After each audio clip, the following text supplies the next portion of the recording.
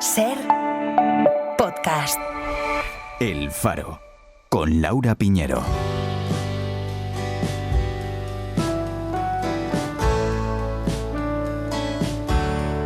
El Club de las Dos. Música hasta el amanecer.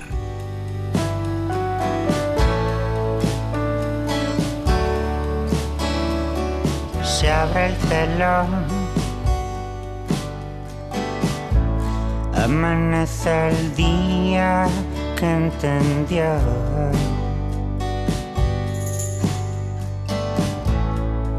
Mulholland Drive se adelanta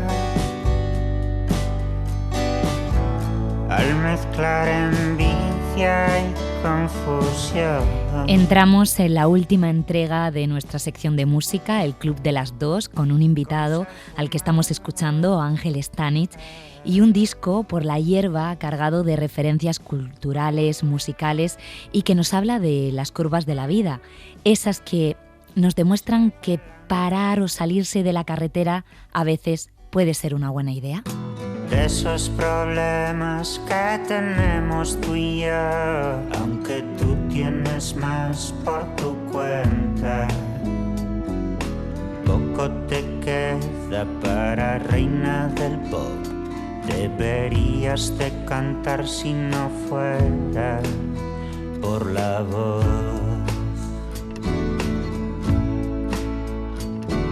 Sigues corriendo, la garra de un viejo te acecha,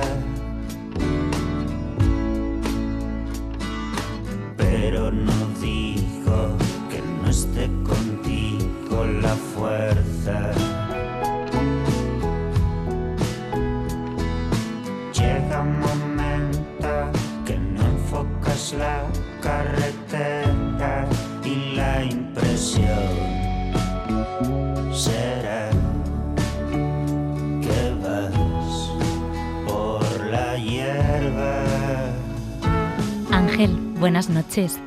Muy buenas noches. Bienvenido al Faro de Verano. ¿Cómo estás? ¿Cómo va el verano? ¿Has sentido el disco desde un lugar diferente? Porque claro, una cosa es cuando sale, cuando está recién salido del horno, pero otra historia es cuando se rueda, ¿no? Cuando hace carretera, se sube al escenario y se comparte. Creo que el disco es un disco de rodar ya solo, o sea, que lo escuchas y rueda. Creo que es un disco que va a motor, sobre ruedas. Creo que está pensado mucho para conducir, incluso para zonas de estas de aceleración, de cuando no te van los frenos. Porque me estaba viniendo esta imagen, sí, total. Volviendo a escuchar esta canción, que todos los días no la escucho, la verdad. Claro, todos tenemos un momento en el que no enfocamos bien la carretera. Todos tenemos ese momento, sí, seguramente sí. Sí, y si tenemos astigmatismo o algún problema de visión, pues más aún. Más habitualmente, pero en mi caso es ese emborronamiento visual provocado por lo que te está revolucionando por dentro, ¿no? Uh-huh. Tengo entendido que esta canción fue de algún modo el punto de partida de este trabajo. Lo fue un poco el acicate de las demás, de por donde quería que fueran, que era por un camino errático, todas tenían que ir mal. De algún modo tenían que salirse todas. También ojalá salirse de lo buenas que son, pero en el sentido temático son canciones de dispersión, de poca esperanza y de reverdecer igual sueños de la infancia o anhelos inocentes y darle hoy una pátina igual más amarga por la experiencia y por las sensaciones que he tenido yo durante la composición, ¿no? Podría haber alguna cura, algún remedio, y así no padecer esta locura de desencanto vivir. Que si una casa es una cárcel, club de la lucha, salir es lo mejor aunque no cabe ni la respuesta que di.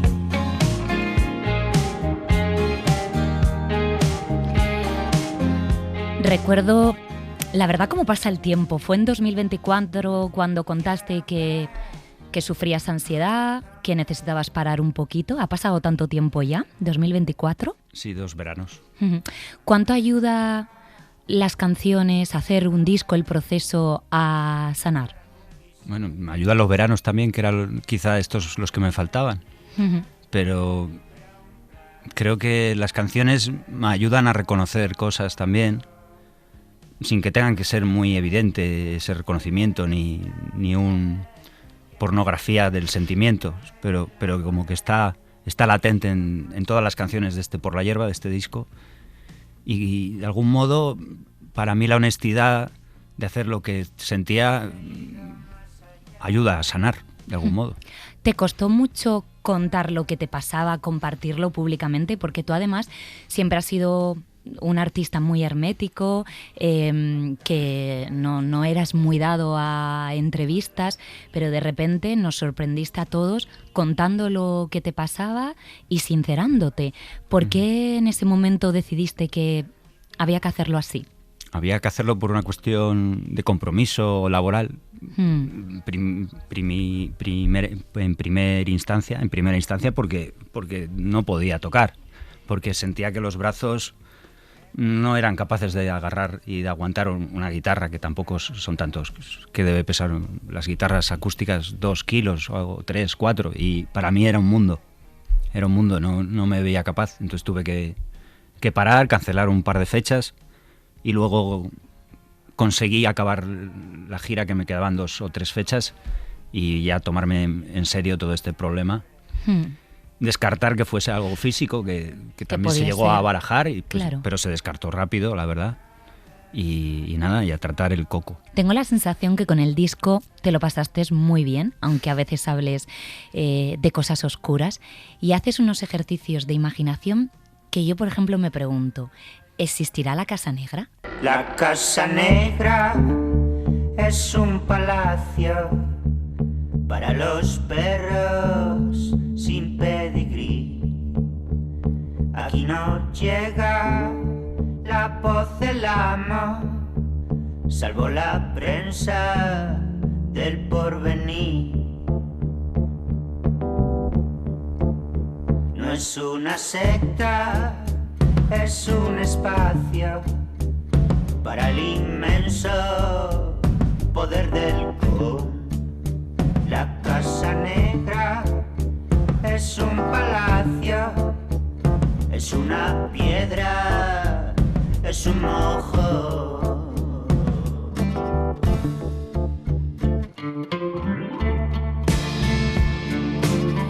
¿Cuántas cosas pueden ser la Casa Negra? Menuda canción evocadora. Creo que podríamos hacer el ejercicio de que los oyentes nos escribieran microrrelatos basados en esta canción, porque da mucho juego. ¿Existe la Casa Negra? Pues existe, o sea, o tiene una representación en la realidad, una logia real, pero lógicamente, como pasa en casi todas las canciones, he tirado de un hilo, que luego ese hilo pues lo he llenado de mi, yo qué sé, de mi mundo, o del mundo de muchos que se aglutinan en el mío. Y esta canción sí es muy de referencial, con muchas aristas, casi todas hacia el terror, hacia el peligro, hacia la prensa intrusista en el mundo del terror. O sea, habla de muchas cosas, y a nivel musical también tiene muchísimas referencias que me vienen de repente otra vez al oírlo. Yo me pregunto muchas veces, escuchando tus canciones, ¿de qué planeta vienes? Porque es verdad que tienes un mundo muy grande, y yo creo que debías ser un niño con muchísima imaginación, y me gustaría saber de dónde viene esa imaginación, si es algo que te vino por familia, por los libros, por tener unos profesores que te dieron muchas alas, unos amigos con los que jugabas y fantaseabas. ¿De dónde viene el imaginario de Ángel? Me molaría decir que de mi abuelo, que siempre decían que tenía mucha imaginación, pero eso no se dice de muchos abuelos. Yo no lo he oído a ningún... Bueno, algún conocido. Entrevistado dice seguro que sí. ¿eh? No, y grandes creadores, pues habrá nietos que tengan grandes creadores de abuelos, por supuesto, pero el mío era criador de cerdos y a mucha honra. Claro. Pero imaginación, pues bueno, para lo suyo tendría. Luego No hay sé- grandes contadores de historias en cualquier parte. Exactamente, y en todas las familias pues hay una oveja negra también. También criaba ovejas. De hecho, una vez, bueno, eso es una historia. No, un cuéntame, poco cruenta. cuéntame. Una vez hice una chiquillada de maldad que se te mete Belcebú, a los niños se les mete a veces Belcebú dentro. Sí. Y a mí me pasó alguna vez de niño, y mi abuelo tenía pues mucho campo, y yo pasaba los veranos en la finca, que tenía con todos los cerdos y todas las ovejas, y me acuerdo que un mediodía, con todo el mundo durmiendo la siesta o viendo el tour, me fui a patear por ahí y me encontré un corderito que se había descarriado, ¿no? Digamos. Se había perdido del rebaño, y yo lo cogí, y en vez de devolverlo a los demás, se me ocurrió que había una maquinaria enorme que resultó ser una máquina cortacésped No. gigante para campo, y lo metí justo en la zona de corte, o sea, No, dime en que el se cilindro, salvó. digamos. Dime que se Sí, salvó. porque antes de arrancar nada, mi abuelo lo vio, yo no, en ese momento no lo sabía, pero lo debió de ver, y no lo pasó salvó. nada. Pero por la tarde mi abuelo me llamó, me acababa de dar el baño de las 2 semanas porque yo en verano, y con 8 o 10 años, me bañaban cuando me agarraban, Ujú. 1 o 2 veces al mes, como un Mowgli, ¿no? Y me acuerdo que iba con mi polo turquesa y recién lavadito, vamos, perfecto, de comunión. Y me llamó mi abuelo, Angelillo, es de Ronda, Sí. de la zona de Ronda, Arriate, más bien. Ujú. Angelillo, ven para acá, que te voy a regalar un corderito. Y bajé, y me lo regaló, y era parecido al que yo había cogido al mediodía. Lo que pasa es que este tenía una cagalera enorme, y me puso guapísimo. Bueno, oye, pero estas cosas que no se olvidan. Entonces Jamás. eras un niño, aparte de travieso, un niño con imaginación. ¿Leías Sí. mucho? Sí, incluso leía libros de De mayores. mayores, bueno, no, más bien de generaciones anteriores, como los de los 5, Ujú. porque estaban por ahí de primos anteriores, o como, yo qué sé, pues también mucho Asterix y Obelix, me gustaba mucho, y a mi madre le encantaba, o Mortadelo y Filemón, Mafalda. Sí, no sé, esos me vienen ahora de primeras. Es que si uno escucha este disco, está lleno de referencias. Estás atrapada. Tú no sabes qué hacer. Tú, bucle diaria, es tu percarva, ese nivel, y no me explica qué ha podido suceder. Tú, sí, un colacao. Tú, vida cañón. Yo, sí, estoy de tu lado. Soy Michael Landa, José Ramón,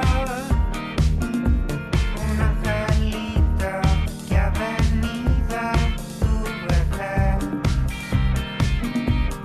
No me explico, eres un ficus. Tardes en el parque tirando migas con tus J. Hyber, tu porro, Dan Agustín. Háblame de la inspiración de esta canción José y del Ramón. personaje. José Ramón, ¿no? de Poquita Fe, interpretado por el gran Raúl Cimas, ¿no? Yo creo que debió ser un niño parecido a mí, Ujú. José Ramón, y no sé si Raúl. Pero que antes decías travieso, yo creo que las travesuras las hacía por imaginación, quizá. Ujú. Pero yo era más el niño bueno. O sea, yo hice la comunión creyendo en Dios, no por la Game Boy ni nada de eso. Como todos. Sí, luego desengaño. Eso lo decíamos todos. No, pero era verdad.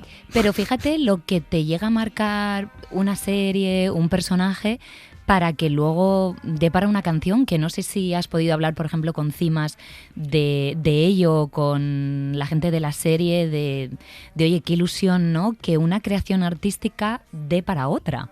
Pues sí, yo creo que siempre es de celebrar eso. Y además es que se merecía un homenaje, o por lo menos yo me sentí muy identificado con José Ramón en muchas cosas y le tenía que hacer el homenaje. De ese niño un poco me apilas que acaba con muy, muy poquita fe. Ya. Porque la vida te la desgasta un poco.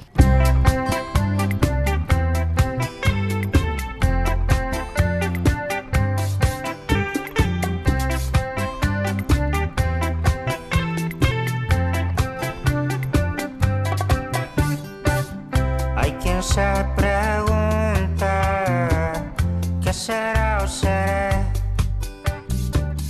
¿Dónde están las plumas de este Siboney? Si en la insoportable levedad del ser ya perdí mi ave, muy Carlitos, güey. Yo quisiera componer una bachata nueva. Ojo, que hablamos no de una bachata rosa, sino de una bachata nueva. A ver, ¿por dónde querías matizar el concepto y esa búsqueda de una bachata que solo es tuya? Genuina y que no tenga denuncias ni demandas de Juan Luis Guerra ni de ningún bachatero mayor. Exactamente, hay que reivindicar la bachata, ¿no?, que es un género maravilloso y aquí le das una vida nueva. Pues se intenta.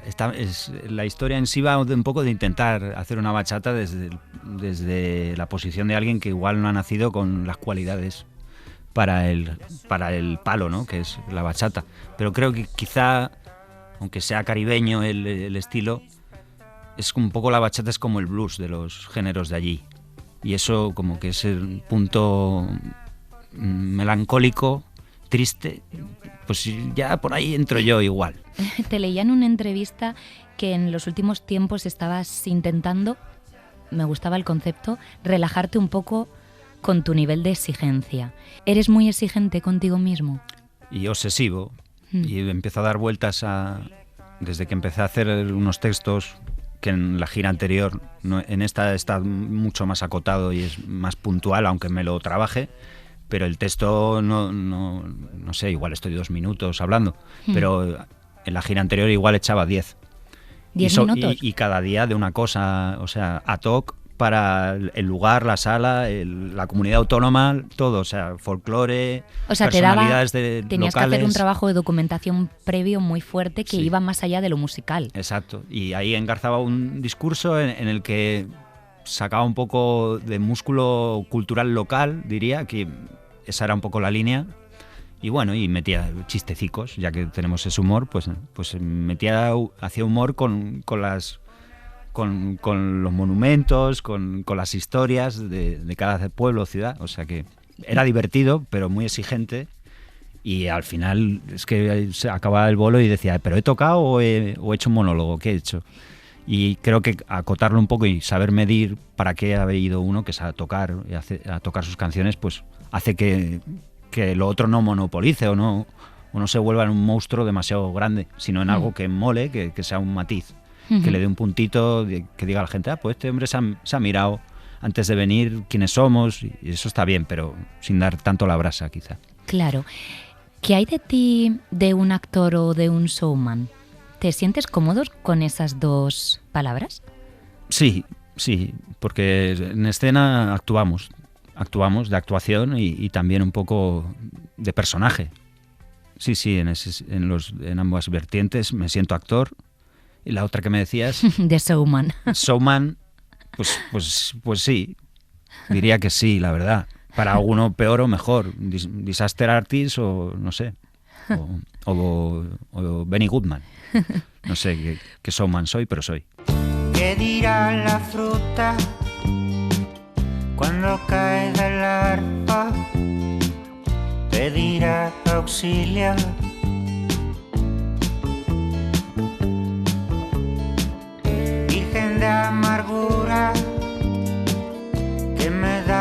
vacancia de un triste suspiro. Para no perderte ningún episodio, síguenos en la aplicación o la web de la SER, Podium Podcast o tu plataforma de audio favorita.